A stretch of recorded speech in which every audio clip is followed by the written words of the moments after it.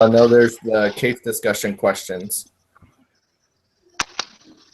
Well, I think they're based on Excel, but Yeah. Hold on. Amy, did you plug the internet back in? It's like not even turning on. Do you guys know, are we supposed to do the BzzAgent poll during the case discussion? I did the pre-discussion poll, and then there's like a post-discussion poll, but then there's also just a poll. Was that during this? Because I haven't done it yet. I already did that.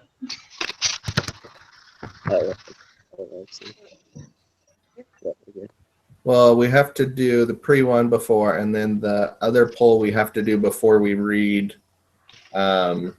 another thing. Oh, Right. down on like number 11 or whatever? Yeah. So we'll have to take that poll. Okay, so it is during this meeting. I was just verifying because I didn't know if I was supposed to do it before we started talking. I did the pre-discussion poll. But.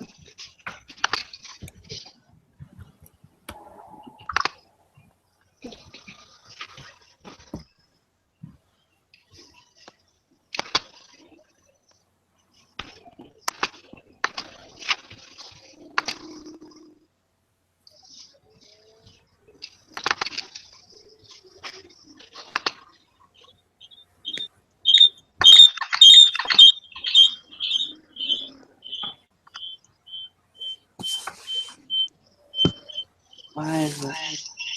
There we go.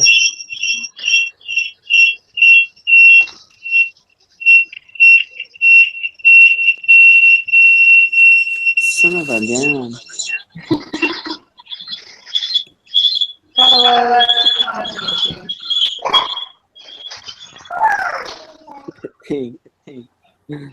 There we go. Wait, it hasn't turned off yet. Now I'm echoing. Well, it shows two of you. Are you on your phone and your computer? There we go. There we go. Now there's just one of you. Well, I turned it off on my phone, but it still hasn't turned off yet. Like the app is still going. Well, it only shows one of you now, at least on your screen, so.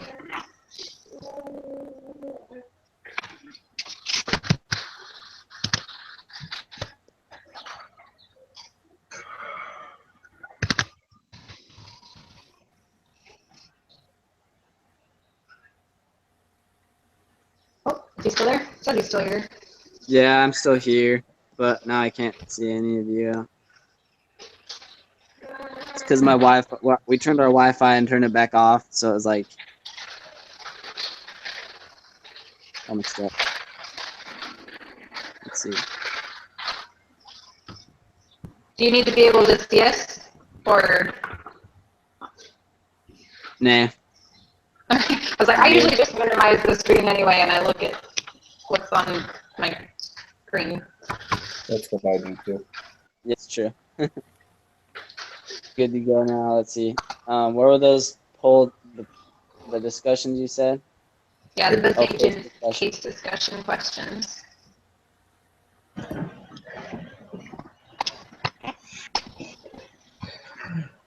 Cool. We got prayer, spiritual thought. Okay. So let's start number 3. What does BzzAgent do? What need is being met? That one, right? Yep.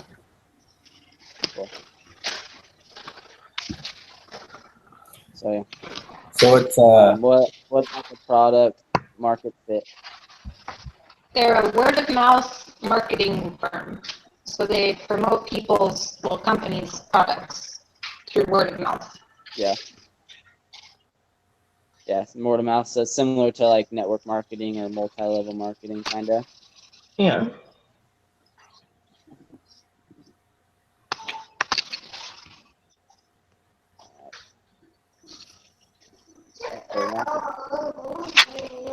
Anything else to add about that question? Well, there's bullets, I guess, like the product market fit. I think that based on response, like how many agents they've been able to get, like even when I was reading it, I was like, oh, I want to do that. I want to get free stuff and talk about it. Like I'd have to report on it, obviously, to be like an agent, but But that sounds like a pretty good gig, so it seems like the product market fit's pretty good based on their response and just on my own gut, response to that.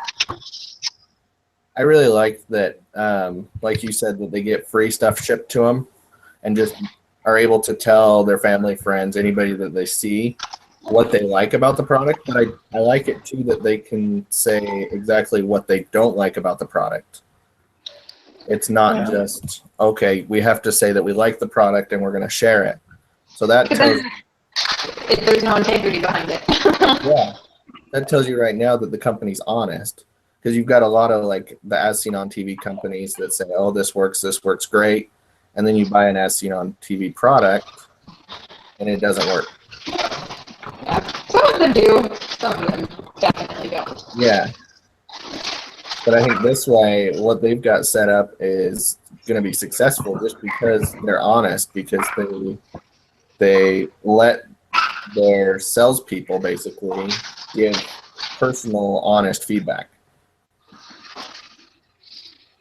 Yep. Yeah. Well, and I think that that's part of what makes them successful is that they rely on that that integrity. Like people don't trust just anybody. Like they'll trust somebody that they talk to because they're like, oh, that's a real person, right? Like they have real feelings, emotions, and needs, and if they're talking about it, then there must be a legitimate reason that they're talking about it versus, like you said, somebody who's on TV. And I think that makes them successful. Yeah, because they use the analogy like the way they share it obviously is word of mouth, and that entails like, when you go get your hair cut, that's and it's that human interaction that's what causes the connection. I agree. So. Cool. And I thought too, like the statistics that they shared, like the numbers that they shared to go along with this, to me that was just a really good benefit of how the company would be successful because it talked about how they were having like 200 agents sign up like each month or something. I can't remember exactly. I have to pull it up, I can't find it. But just like the fact that people want to get on board and they want to spread the word, I think that shows a lot too. There were a couple other times that I thought I should have written them down. Well, and I think it's smart that they're not just having people spread the word, but they're gathering very specific information about that. Like they're seeing who talks to people and when. Like who talks to who and when, right? So that they can, like companies might think they have a target demographic, but they might find that the people that are talking about it the most are not what they expected, so they can tweak who they're marketing to based on that. I think that was clever. Yeah. And I like that they have to report all that, and then whoever's reading the report actually reads it and gives them feedback on how to maybe word it differently or who to talk to, I guess. Yes. I think that if I was a company hiring BzzAgent, that fact would definitely help sell them to me because I wouldn't want to get this whole slew of random information I wouldn't know what to do with necessarily. Like I wouldn't know how they organized it or, just to get it nice, concise. Here's what we found. Here's how you can improve. Definitely a bonus. Yeah. So the next one is, have they demonstrated demand they can profitably serve?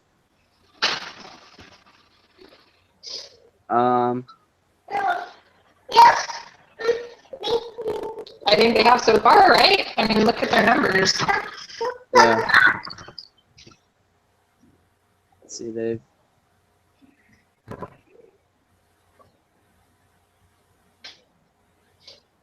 done pretty good as far as their valuations.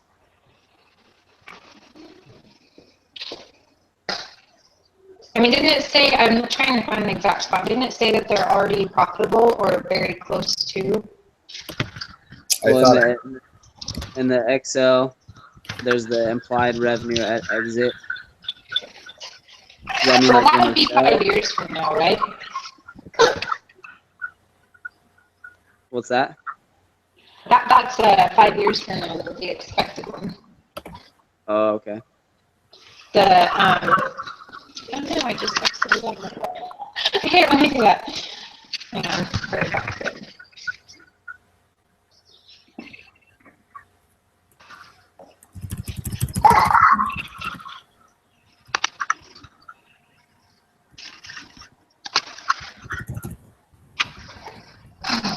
Sorry, too many tabs open. I should close some stuff.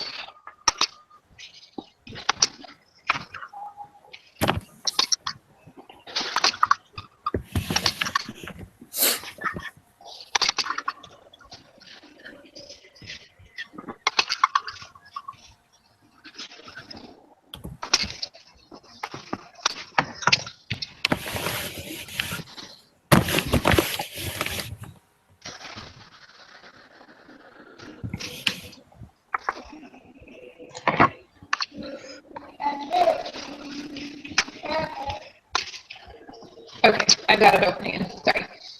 Yeah, so the implied revenue at exit would be the revenue that they're implying that they'll make 5 years from now. But the revenue, the current 2005 revenue is 7,277,568.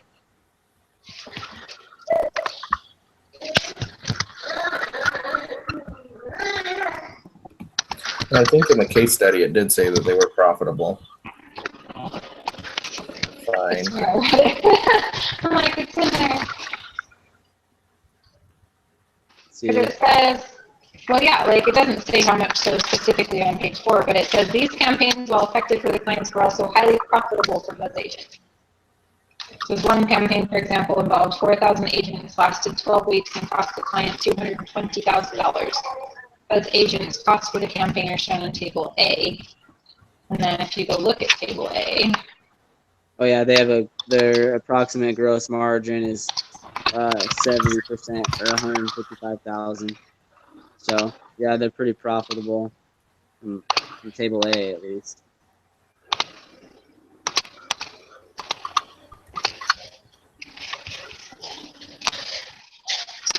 And it cost a lot of money for a campaign.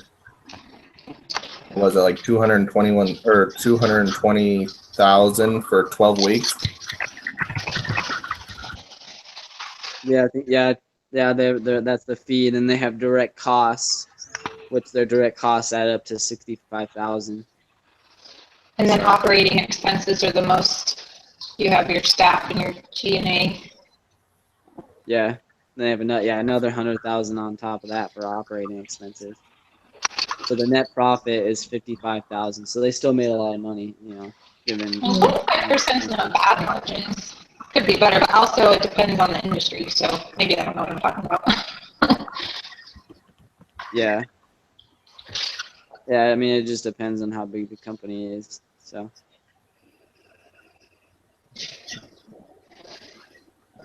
But profit is a profit. So. Yep.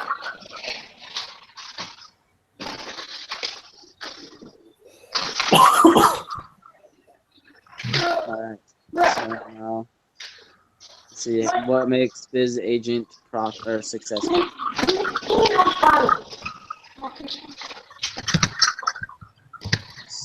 think we kind of went over that a little bit. Well, and I think they also explained how different they go about it. They basically say, what is it? Typically when someone goes to a VC or an investor, they're the ones that make the like the deal, like what's the word? Term sheet? The conditions. They're the ones that make the conditions, not the company, but the VCs. But BzzAgent what helped them from the get go is they kind of went out of the box and made conditions, and basically said that these are our conditions. What investor wants to invest money into our company? It's gutsy, I think. but it worked in this case. They got it. It was a smart move. Got a lot of people's attention. A smart move for them. Like, that could have backfired big time, but they were in a really good position. Yeah. And, macro speaking, the world was in a good position. The U.S. was in a good position, whatever, so that wouldn't work, or so that would work. And it tells them exactly what they're looking for. It tells the VCs, okay, this is what they're looking for. Can we do it or can we not? Instead of tiptoeing around agreements, they just come and say, okay, this is what I want you to do. Are you going to do it? So it seemed to work out good. Yeah, because like a lot of the past case studies we've done, it's kind of like the company wastes so much, not waste, but takes so much time trying to figure out who's gonna, who they're gonna make a deal with. Yeah. So. Well, and that's a problem for the people in this particular company because they have things coming up. There's like a baby on the way, and somebody's having a vacation or a honeymoon or something. It's like weeks long. So they're trying to get things lined up now. Fast forward it a little bit. Yeah.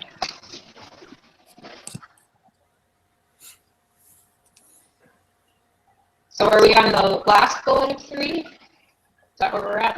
Yeah, we're on that one. As a group, pull out the case and discuss table A. Exit 5. Take the time to work through the questions. Yeah, well, we did table A already. That's handy. Yeah. How profitable is BzzAgent? Let's see if I can get to.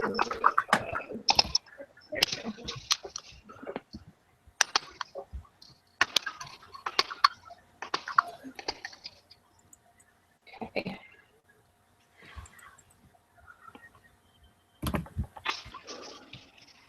So they have the actual assets, liabilities, and equity, and capital, and all that stuff, and then they have a forecast. And the forecast is what they used to get a valuation in our spreadsheet. So I thought that was interesting. I would think that if you come up with a valuation, you'd have to do it based on a certain multiple of current revenues, not of next year's forecasted revenues. That's kind of gutsy too. But like I said, it seems to have worked out for them. So yeah, well, your forecast predictions, they affect your revenue. I can't remember how, but they directly affect it. yeah.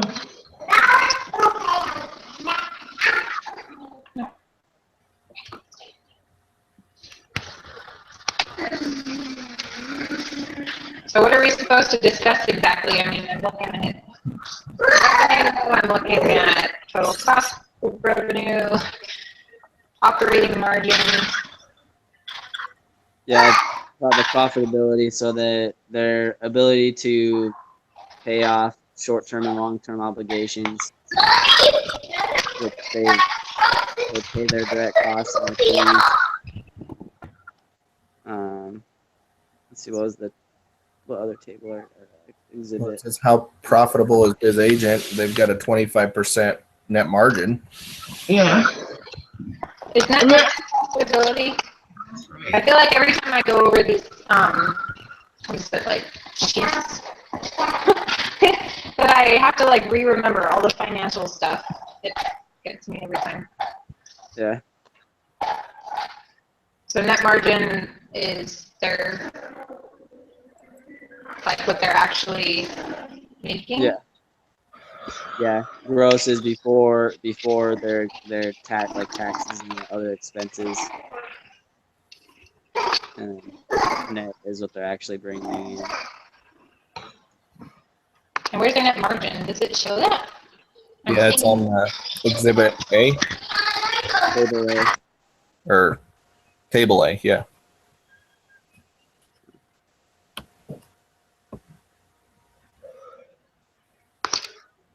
Hey, David, you made it. We are on question 3, the third bullet. We're going over Exhibit 5 in the case study. Yeah, sorry it took me a while to find that invitation. I did not think to look in my school email. I thought I sent it to your Gmail too. Yeah, it you may have, but it is not there. Oh. All right. So sorry wish we could link for any our- confusion. I wish we could link our school email with our personal email because I never check mine either. Yeah. One I thing don't that check any caused me emails. one thing that's caused me a lot of grief with the school email is I've had instructors send out important emails and the school email shoves it in a clutter folder. And you know, how am I supposed to, well, but before I knew a clutter folder was a thing, how was I supposed to know to check that for important emails? Yeah. But that's not the point. BzzAgent does look profitable by any account. For sure. So the next one is calculate the growth rate from the beginning of 2002 to the end of 2004, and from the beginning of 2002 to the end of 2006. How do they determine growth rate? So their total, their there we go. Revenue. Cost of revenue. Net income loss. Okay. So Would this be one of the conclusions we used in our Excel book? 2002 to 2004.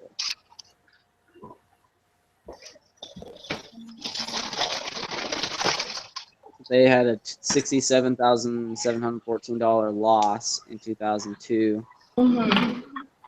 to their $265,724 profit or income. Which page are you on? This is page 21. Exhibit 5 goes for like 3 pages. I know.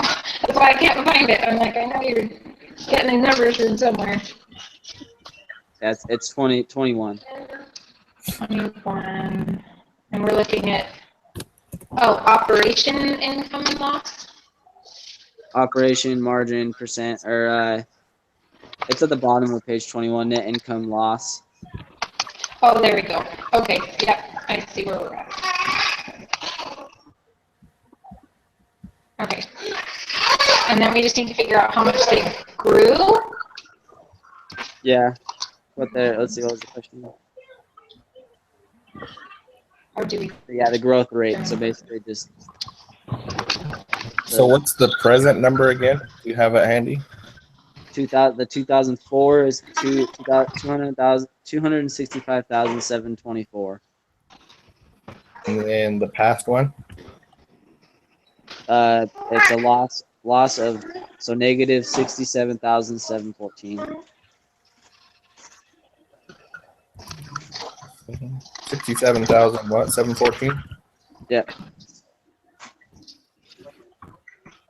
So it's 198.10. Is this where you would take the present value and subtract the past value and then divide all that by the past value? Yep. Okay. And then divided by what again? Divided by the past. So present minus past divided by past. Okay. I had to look it up because I couldn't remember. 4.92%.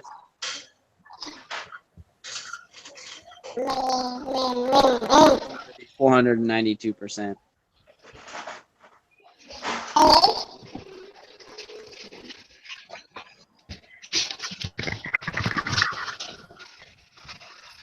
That's a big percentage. What did you get? Okay, and we're just doing from 'Cause I got- 2002 into 2006. Yeah, I got 2.92. Now I'm getting 3. So what are you doing? What's the math you're doing?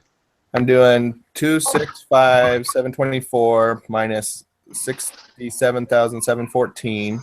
Well, And it then would be minus negative 67,714 because they had a net loss. Oh, because it's in parentheses, which means it's negative. Right? That means they took a loss that year? Yeah. Okay, yeah. I got it.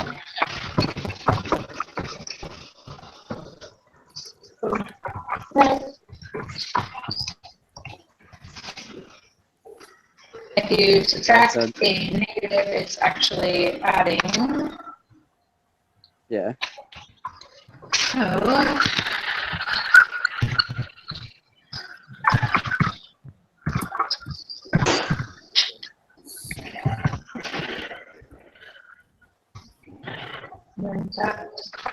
I got a negative 4.92%. Yeah, I don't know how that would work. It's kind of hard with it being a negative number, but let's see. yeah, you said 47.2.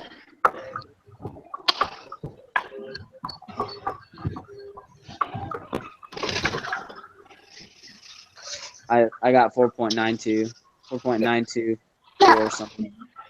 That's So- what I got too. How did I get 47? Okay, so are you using the 3,127,438? No, it's for 2002 and 2004. I thought it was for 2006. That's the second part of the question. Oh, that's the next one. No wonder I'm not getting the same numbers. I was like, oh my god. Okay, let me do 2004. Yeah, it's negative 4.92%. I don't know how that correlates, but So that would say it's not profitable, right? That Yeah, makes I don't know. absolutely no sense though. 'Cause if they were negative in 2002, like, they didn't even make money, and now they are obviously making money. How have they? Now that we've gone through all of that, in calculating growth, do we want to look at the net income or loss, or do we want to look at just the total revenue? Because as the company grows, they'll buy office equipment and so on and so forth. But growth is going to be determined by their sales, right? How much money they're pulling in. Maybe that would give us a not negative number, because that doesn't make sense for them to be theoretically making so much money and still have like a negative growth. That doesn't make sense. So where would that number be then, David? Towards the top of page 20, there's a revenue. total revenue.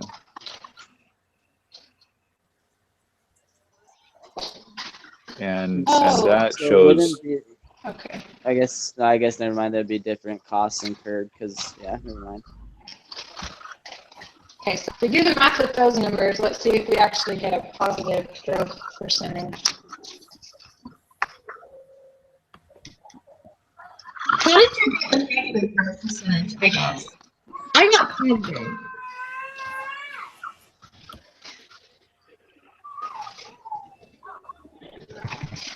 Yeah, that's similar because it's 43. That's what I got, 43% growth. So Oh my god. And that's for 2004? 2002 to 2004, they grew 43%. the total revenue grew that much.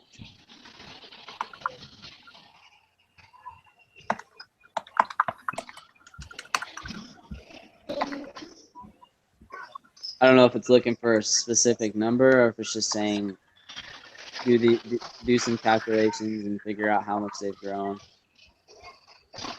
Because it doesn't say.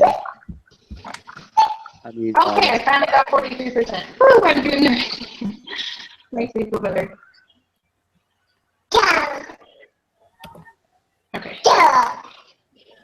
Yep, I got it too. Yeah, that's what I'm looking at. Yep. Yeah. Cool. So that's pretty good so far. This is interesting because this will affect my answers in my Excel sheet a little bit too. So now we have to do through 2006, right?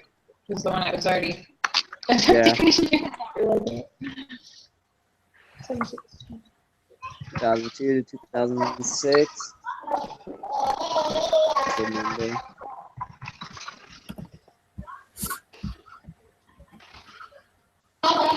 That's Whoa. Is that the number I think it is? Because that looks like 333% or something crazy. That makes sense because it's 3 extra zeros or 3 extra number places. That makes me think that their predictions are wonky. Well, they go from. Let's see.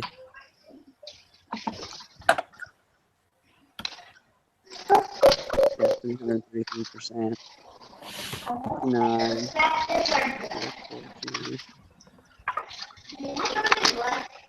Listening to one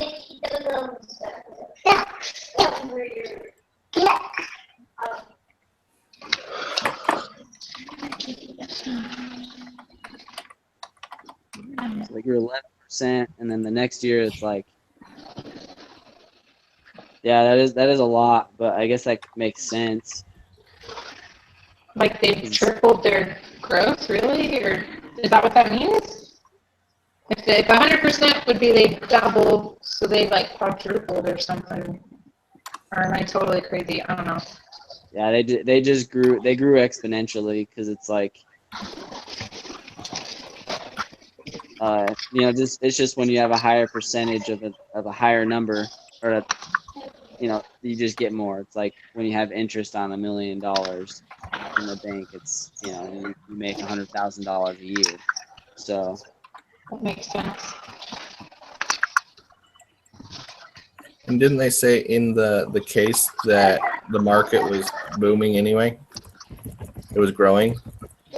Yeah, I never take much stock by that. Maybe I'd watched too much Shark Tank. But anytime you start saying, well, the U.S. is going to have this many people that need socks, therefore, like they're like, okay, we don't care about that. Like, who's your specific target market and how big are they? So they were giving all these numbers about how the whole U.S. is booming, and I was just like, yeah, whatever. Maybe I should have paid more attention to it. Not bad.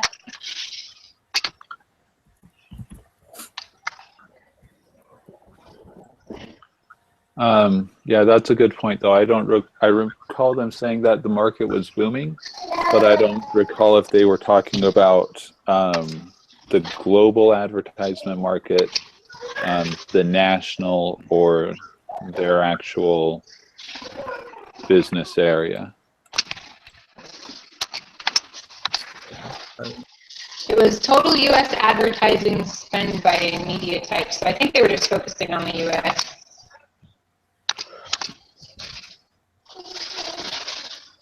But they were just saying that the general spending was pretty high and would continue to be.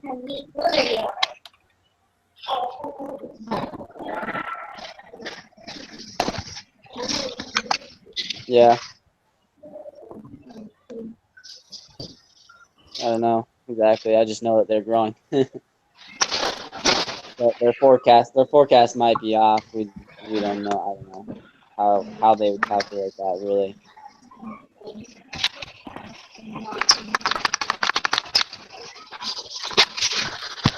Well, let's see if any of the future questions add more insight to what we just discovered. Gotcha. So the next one is, how satisfied are you with the revenue growth? I mean, I'd be satisfied. Yeah. Even before the, sorry. I don't know anyone who wouldn't be satisfied by that. I have to take off in about 5 minutes. I'll watch the rest of the podcast and we'll start.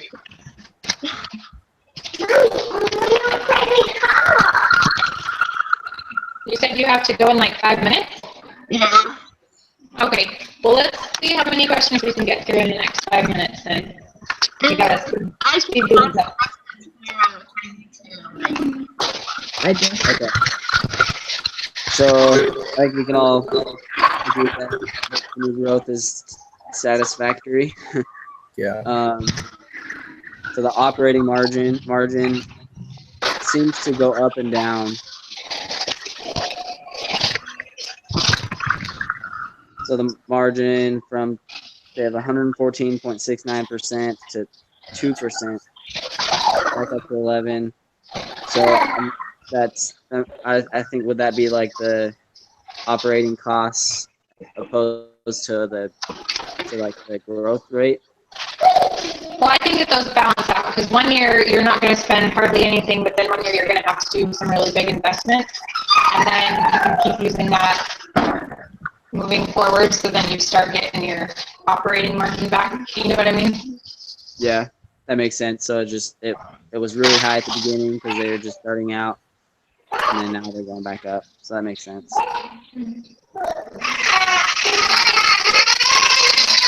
I think it's okay. I think they need to try and get it back up. I like that 27.75%. I'm curious as to why they think that's going to go down in 2006.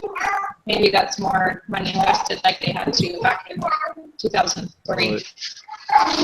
It may simply be that they purchased more equipment than previous years.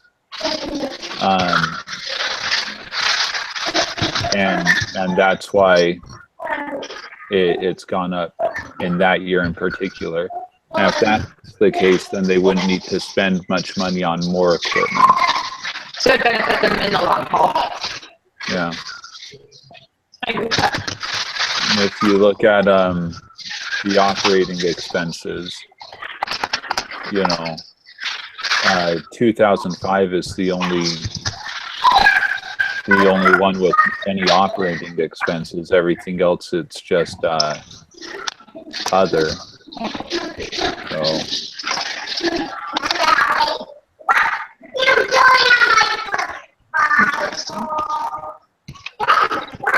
Yeah.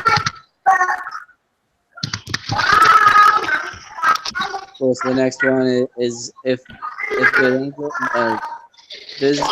BzzAgent is growing and profitable, why are they raising money now? Can they succeed without VC funds?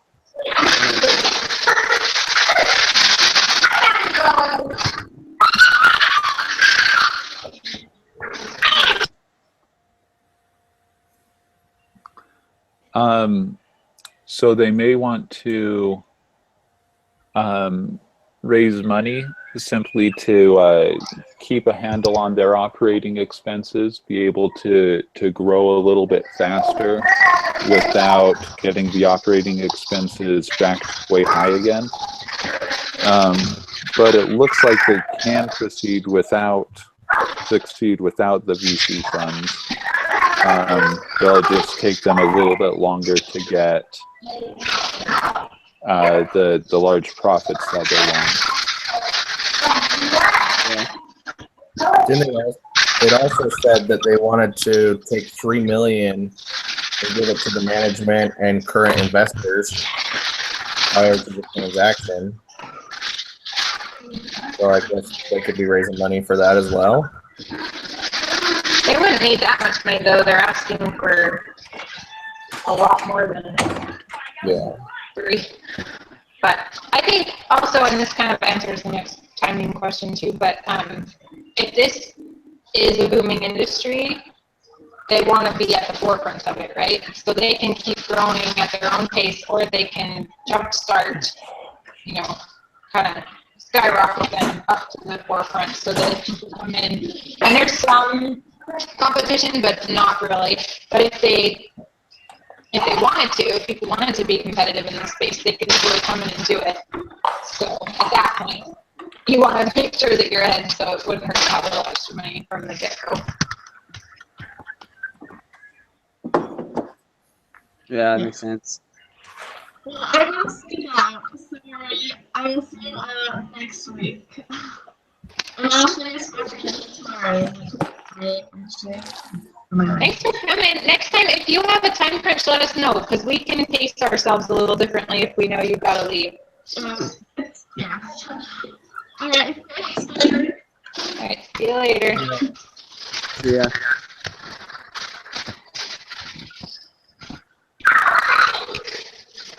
All right. So the next one is, what role does timing play in this decision? I think we kind of already touched on that one, that they needed a lot of VC funding at the beginning, but as they're kind of gaining speed, they don't need it. But you know, if they want to grow even more exponentially, they probably do need it. Any other thoughts on that one? I think, go ahead. Oh no, you go on ahead, Ben. Well, I was just gonna say, I think Brittany hit it when she said it was like the baby coming. So they kind of wanted it to go fast as well. Yeah.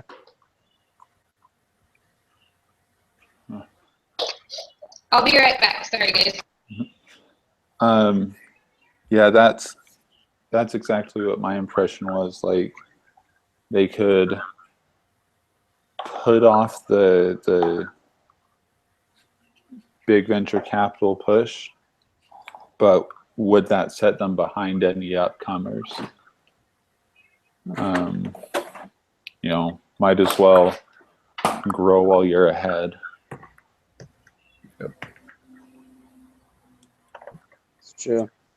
It's less expensive that way too, because then you're only competing against yourself.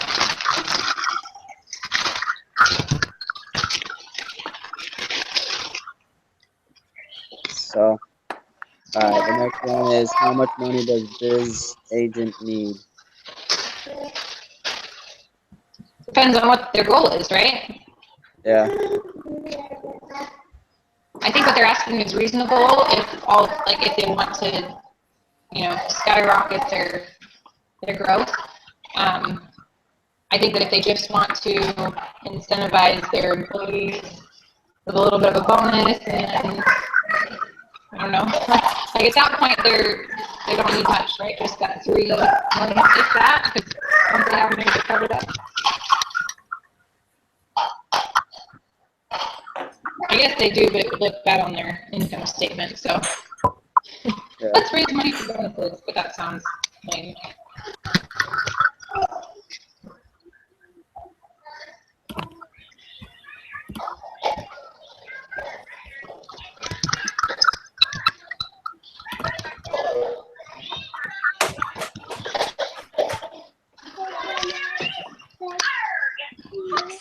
So are we good to get to the next question?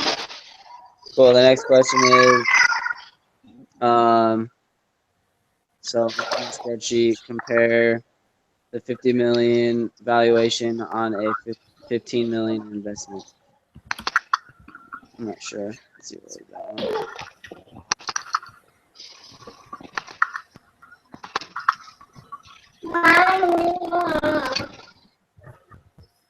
So are we just comparing like the terms, or are we just going over the BCB requirements, or is it just kind of the whole thing? The 50 million valuation and 15 million investment. So Series B ownership would be 23.1%. target rate of return is 30%. So even though they're giving a higher valuation, they're also giving themselves a higher percentage of ownership. Right? Yeah. I thought it was interesting, if we're just comparing the terms up front, that they want an extra representative on the board of directors. I wasn't sure I felt about that. And then also the stacked references is a little greedy. Those two things made me think, like, I don't think the option pool post money is a bad idea. I think I'd be surprised to find that for the upper level positions that they're going to need to be willing to give a little more equity. But I don't think that references need to be stacked, and I don't think that they need another representative on the board. That's my opinion. Yeah.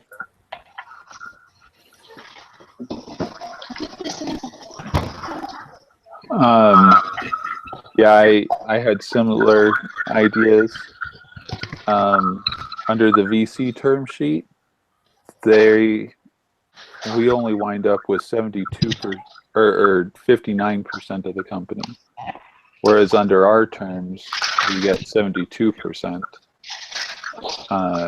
and that seems a lot nicer, especially after looking at the option pool.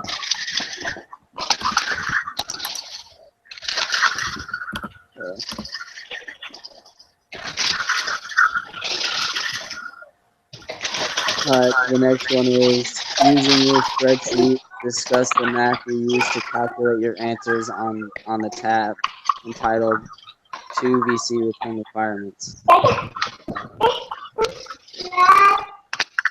So let's see. So the first one we had to calculate was the value of investor share at exit.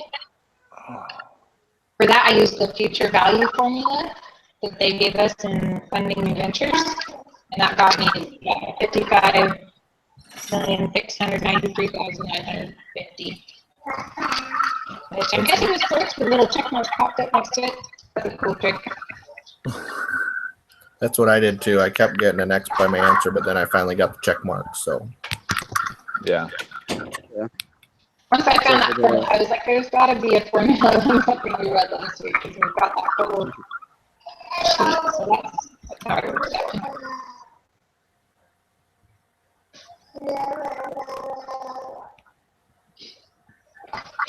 Yeah, that's how I did it too. Is the 15 million. That's even the formula it gives you is the 15 million times 1 plus 30%.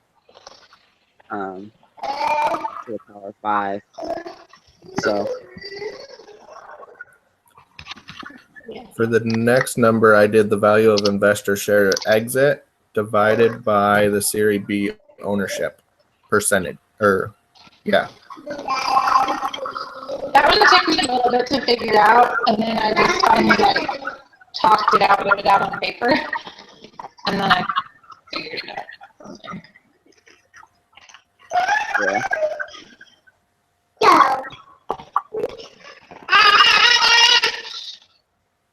Cool.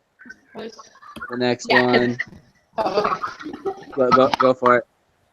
Oh, well, I don't know, like, the way that I thought it was just like, okay, you know that, like, I tried to use the numbers that were given us to kind of figure out what the formula would be.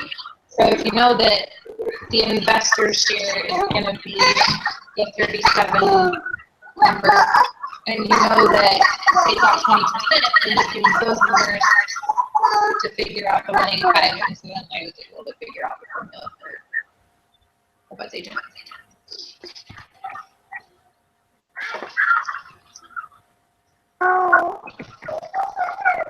I only caught a little bit of that.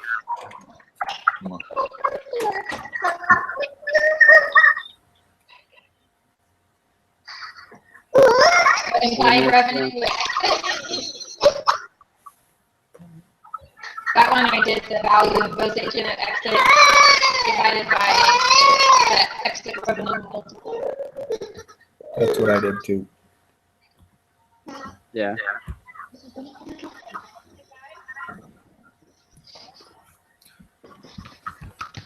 Cool. So the next one is the implied revenue at exit.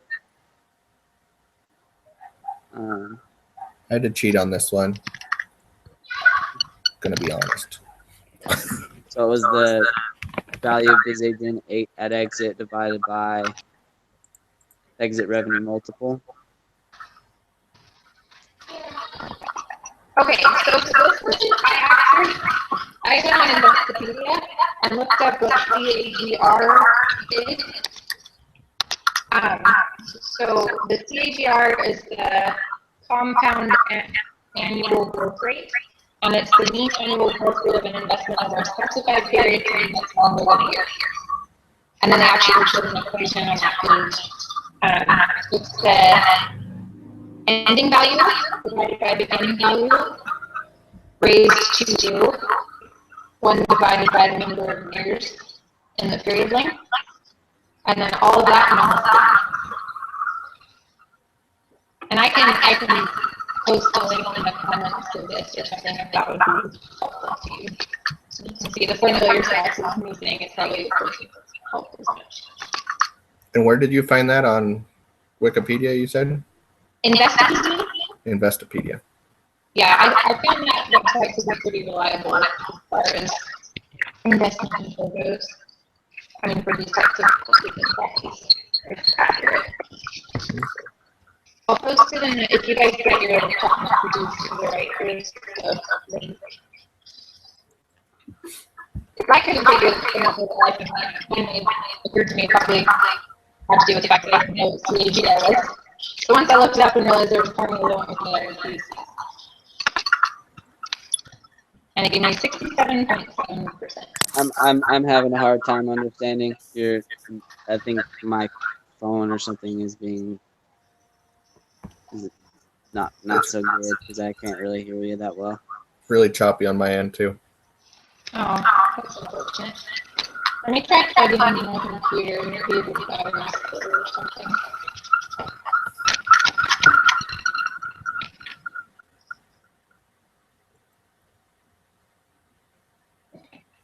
So. Can you guys see the chat box? Yeah, I can see the chat box fine. Would you prefer if I type? No, I can hear you. It's just really choppy for me. Okay. So I I just hear hear it. a real bad echo. That's how it was for you with Erica. I'm not sure what I'm saying now. Sorry. I can't hear Erica most of the time. Yeah, Erica was very quiet. But I can hear an echo every time I speak, which is very distracting for me. I'm hearing it too.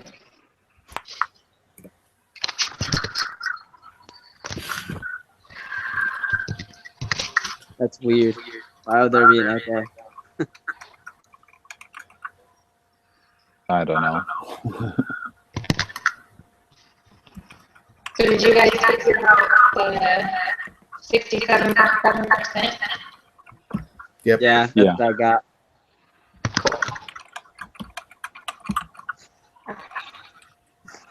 All right, so the next one is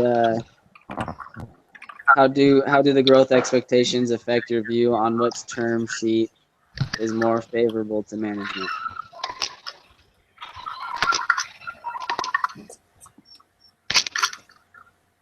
So that's the same question that they asked right there, huh? I'm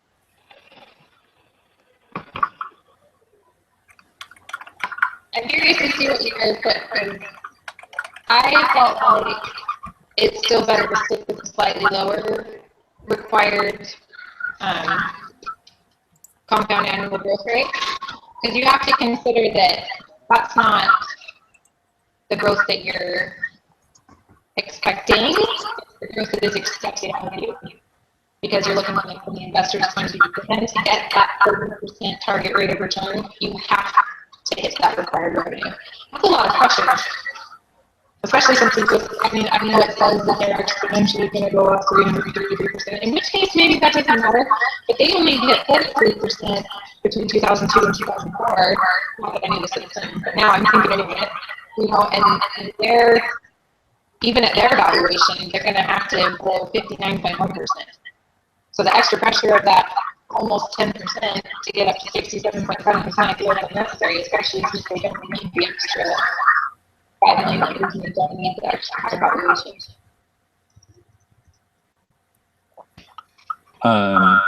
Yeah. With the because they have people picking up on their offer, that leaves more of the company in their possession. I don't see any reason why they would set the higher goal of getting, 67% more revenue, or 8% more revenue than they would have to get if they just followed their plan and kept more of the company for themselves. That's what I put, just based off the required revenue. Their original was 59.1, the other was 67.7. So that's why I would choose their original one. Yeah. So that's for the firm A one, right? Yeah. I just think that having more pressure for the investors also makes them, for a lot of things, make better decisions for customers in the long haul. Because I know sometimes investors are like, oh, you got to do it just for, return right now, which means that you're picking little steps, that you should lay down carefully if you want to see big in 15 years, instead of 5. Not that you want to take 15 years, but if you want this to be a sustainable company versus one that just kind of booms and busts. Yeah.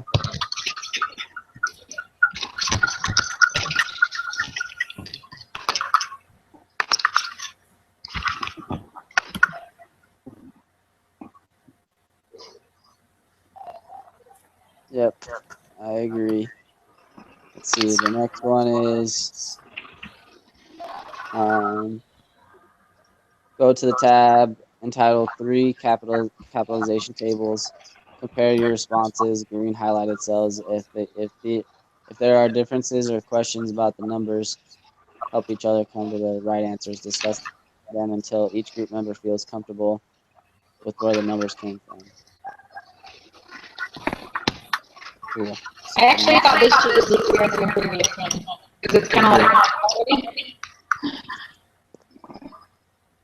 Yeah, so for the first one, I just added the 50,000 plus the 50 million plus the 15 million for the 65 million. So what you guys got? Yeah. Which one's for that one again? It was just the pre-money plus the Series B for the post-money.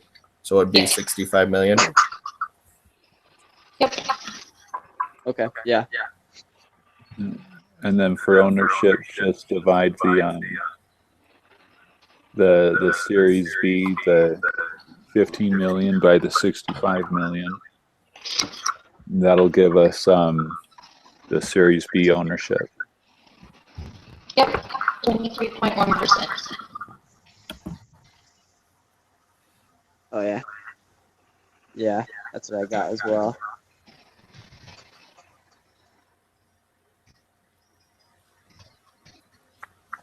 Cool. So capitalization table. Yeah, 23.1% for the current shareholders. Because I got 59.9%. That's what I got. I actually found that one after I plugged in the 17%. I think that we were given the 17% somewhere, weren't we? Yeah. And then you can just subtract 23.1 and 1,700, because it has to equal 50%. It's percentages. And then do 59.9. I didn't know there was a way to do that. in the instructions there, it says the option pool of 17%. So that's where I got the 17%. Okay. Yeah. But how did you get the 59.9? Did you do it backwards the way I did, or did you have it? Yeah, I did it backwards like you did. Okay. Went from 100 and then subtracted each one. Yeah, that makes sense. Cool. The option pool was 17%. That one has it. So that one's the question gives that one. The VC term sheet specifies a post-money option pool of 17%. So that's kind of just a given. That one wasn't highlighted green for me. I just had to figure out the number of shares next to it. Oh, or are you still on option pool up in step 2? Step 2, yeah. Okay, sorry. That was one. There you go. Cool. So I guess we can go to step 3. You guys are cool? Yeah. Yep. Cool.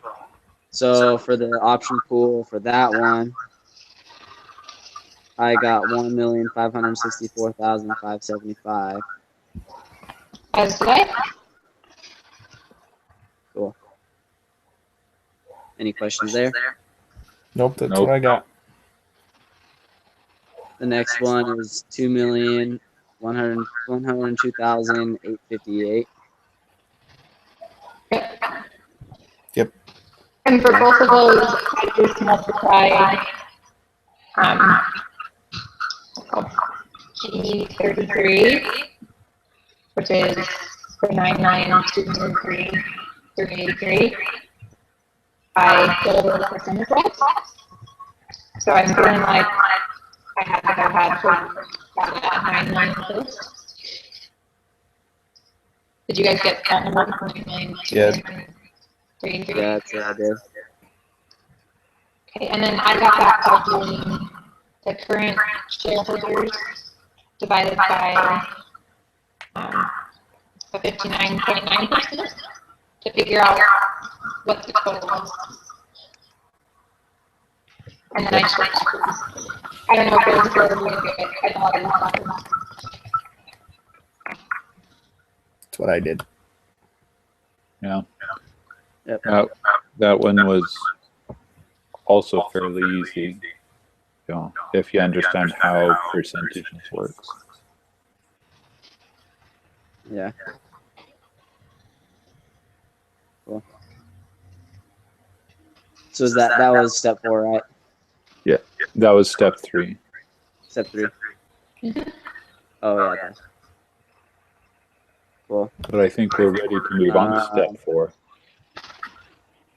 4. So the first one is Series B price per share, $7.06.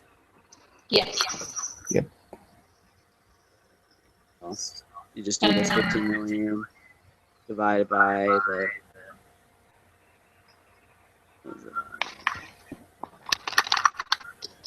The Series B investors. 1,123,858. Yeah. Cool. And the current shareholders are 38,950,000. Yep. The option pool was 11,050,000. Yep. Yeah. Cool. That's it for that one. Pretty And not really straightforward. because you just multiply the price per share times the number of shares. Yeah. Price. Yeah. The stock price. Yeah. Exactly. Cool. So that was what was that one? That was number 8, right? Yeah. So number 9 is why is the price per share of the VC term sheet very close to that of the VC term sheet, but the value to current shareholders is different. Isn't Which it? number one? Yeah, Go that's ahead. what the question was there at the bottom. Yeah, I just put that they had more shares. because the price per share was similar, but the amount of shares was a lot higher in the current shareholders and the option pool. One of the things that Walter said in the case study, and I don't think he was specifically describing the scenario, but just the scenario in general of what this word of mouth marketing would be. But he said, even if we have a smaller piece of the pie going forward, the pie is going to get bigger and bigger. So I think that's kind of what you're saying. Like, yeah, you only have this much, but there's so many total. Yeah. That's what I put too. So. Yep. So which number is more important to you as a founder?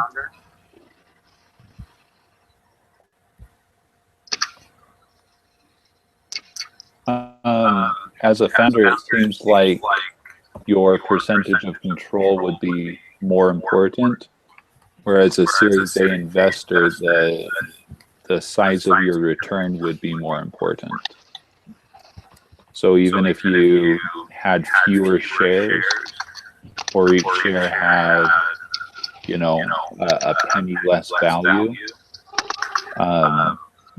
you could wind up with greater money, a greater return for your initial investment. Yeah, exactly. Because the investor, you're basically, that's how you make money, is if you have a larger return. And then founders, they started the company, so they want to have control over how it functions and the operations and stuff like that. Makes sense.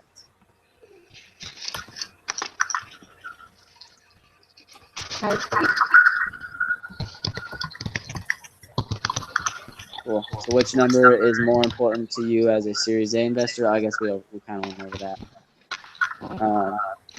Go to the next tab entitled Class Worksheet and discuss your responses to each of the questions.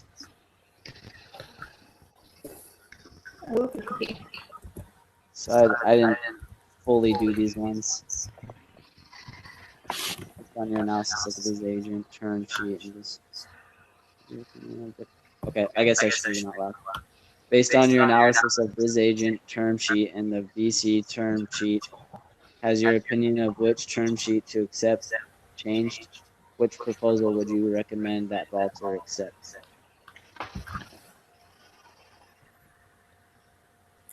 I still think they should accept their original one. And I really liked Firm A because it said that he felt comfortable with them and he thought they were honest. And I kind of tied that back into their business model, that they're honest. If you've got a VC that's honest, that you feel comfortable with going to, that's who I would go with. Right. He was just a little hesitant about Firm A because they hadn't been around for that long. But I still think giving Firm A a chance would be the best option, I think. Yeah, exactly. The same conclusion. Yeah. I also came to the same conclusion. My thinking was very similar to yours, just in the sense that company culture is important, which is basically what you said. Like, you want people that jive with what you're already doing, not people that are going to butt heads with you. That doesn't end well. We just had a case study where we had to review that. It didn't end well.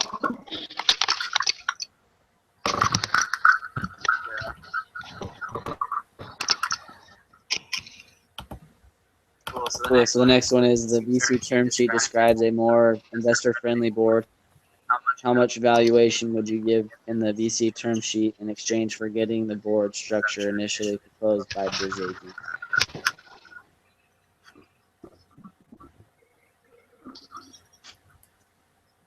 So I found Exhibit 6 helpful for this one. It mentions that BzzAgent's term sheet estimate, it estimates the free money valuation of multiplying the 2006 projected revenues by 2.1, equaling about $40 million. But they're looking for 2 to 2.5 times the 2006 projected revenue. So it seems logical that they would be willing to negotiate somewhere between 38 million and 47.5 million at minimum, because that's their 2 to 2.5 range. So I just put the most valuation they'd be willing to give up likely in exchange for that extra fee on the board of directors back is 12 million. Because that would drop to 50 million pre-money valuation, which would be down to 58, which is cool.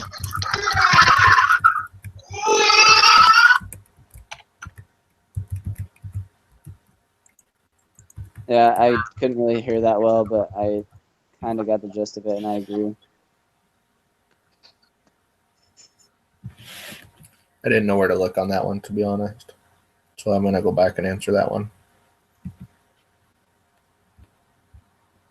Cool.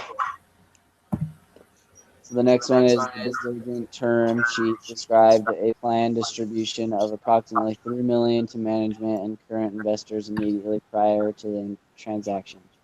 What is your opinion of the merits of such a distribution from Walter's perspective and from BC's perspective? I put, in my opinion, this could help the business by sharing $3 million to your investors and to management. It would show the investors and the leadership that you care about them and want them as a partner. Kind of boosts the morale too. Yeah, it's kind of like a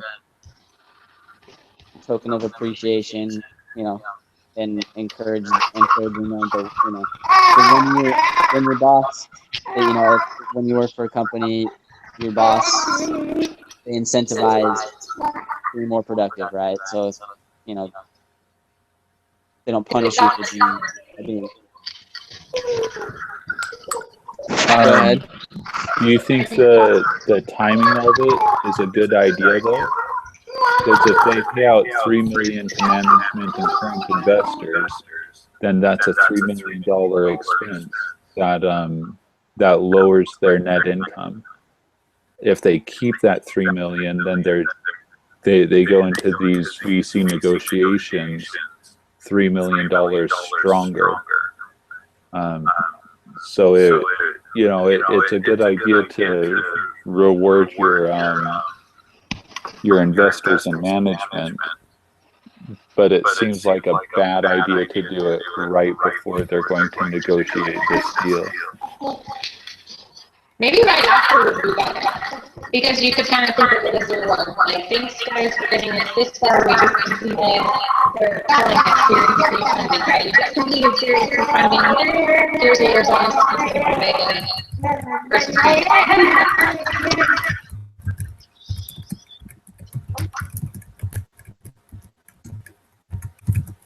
Yeah. I didn't even think about that. That's probably a good point.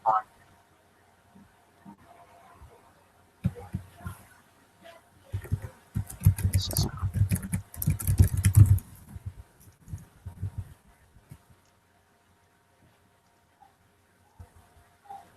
Cool. So the next one is now as a group 3, the raising capital at BzzAgent B case. You must complete BzzAgent poll before gaining access to B case. Let's see. Right, so I looked ahead and already have that pulled up.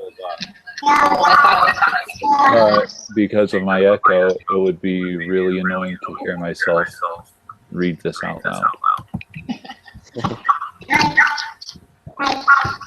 So we have to turn in this Excel before we do that one. No, just we have to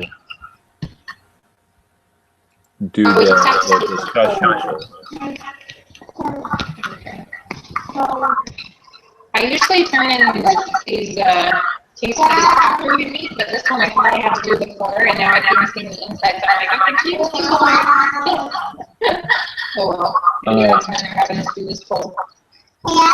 So because this isn't due until Saturday, and we've lost Emily, it might be a good idea to stop now, take the time to read this individually, and then come back Friday at your regularly scheduled meeting when she can be involved, discuss it, and then type up the Word document.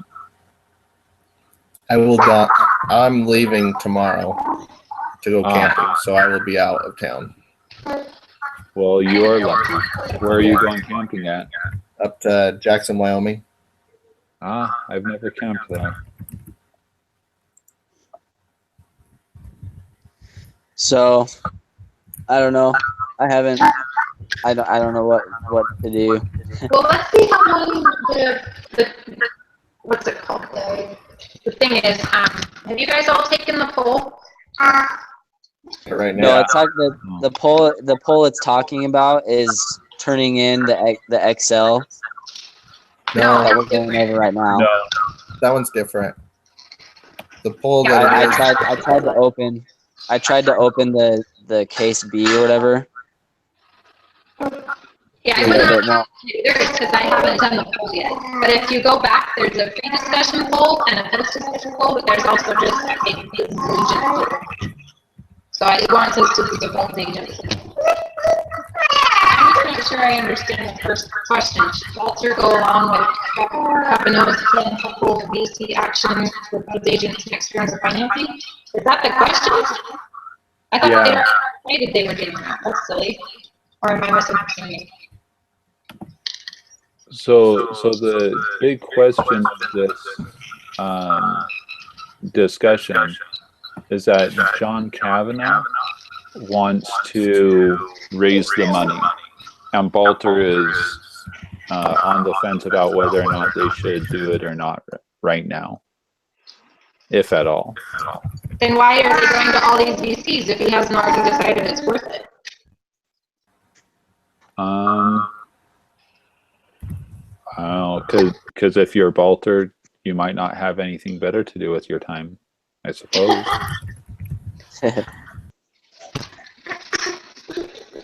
Well, I'll take this poll really quick and then we can open it up. My kids are getting cranky, so I apologize if there's background noise. That's why I couldn't mute my mic, just FYI, but I'll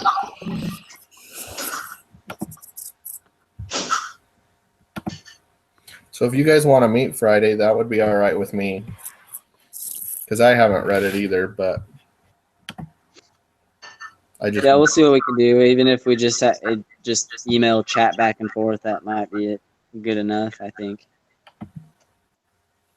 as long as somebody writes it, but I won't be here, so. Oh, so we have to write it as a group? Yeah, you just have to do like a brief, what did it say, a brief paragraph or something. I'll create one Word document for your group to state your decision and explain your reasoning. Okay. So yeah, it just brief, whatever brief means, so it doesn't have to be too complex. Okay, so yeah, we'll work on it tomorrow or Friday. I mean. Okay, and we're meeting at 5. Sorry, I couldn't hear you. Okay, sorry, my daughter's being obnoxious. I love it. Okay, sorry, so we're doing Friday at 5 now? Okay, we'll just have to make it quick because I didn't think we were meeting on Friday and that's my daughter's birthday and we've got different plans, so we'll just have to be quick. Okay. Okay, Yeah. and Sign up. I'll send out this link, so if you guys want it. Okay, Cool. and Ben, if you want to write your thoughts in an email before you leave tomorrow, then we can still include your thoughts in the document, and that way you can still get all the credit that you deserve. Yeah, I'll send that out too. Okay. Okay, thanks Sounds good. guys. Thanks. David, you'll be meeting with us Friday with us?